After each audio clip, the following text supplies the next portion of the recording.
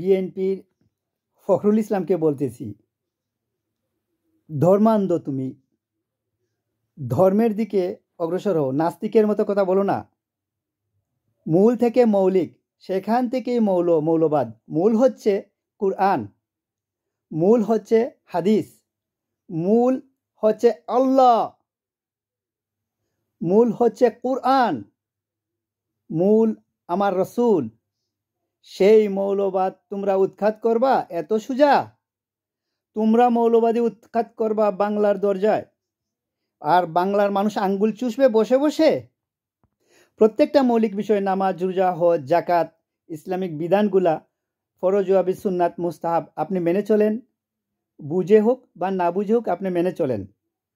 এই যে আপনি বুঝে হোক বা না বুঝে হোক মেনে চলছেন, এটাকে সেকুলাররা বলে এটা হচ্ছে মৌলবাদী কনসেপ্ট। আপনি বিজ্ঞান, যুক্তি, দর্শন দিয়ে যাচাই করতে পারছেন না। আল্লাহ বলেছেন, রাসূল বলেছেন, এতটুক বলা, সামিয়ানা ওয়া তাআনা, শুনলাম এবং মেনে নিলাম। এই কনসেপ্টটা হচ্ছে আল্লাহর দেয়া কনসেপ্ট।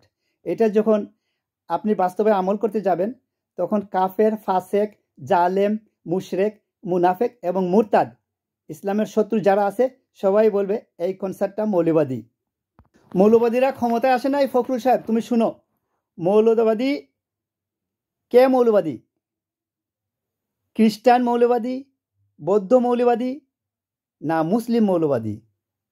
ইসলাম মৌলবাদ জিন্দাবাদ।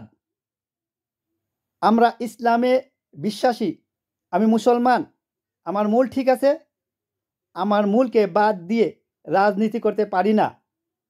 ইসলামী মৌলবাদকে বাদ দিয়ে কোনো কিছু হাসিল করতে পারবে না। তাহলে মৌলবাদীরা ক্ষমতায় আসে না, আসবে না, সম্ভব নাই। আগামী বাংলাদেশ ইসলামী বাংলাদেশ, আগামী বাংলাদেশ কুরআনের বাংলাদেশ, আগামী বাংলাদেশ এদেশের স্বাধীনতার মুসলিম বাংলাদেশ। মুসলিমকে মৌলবাদী বলা হয়।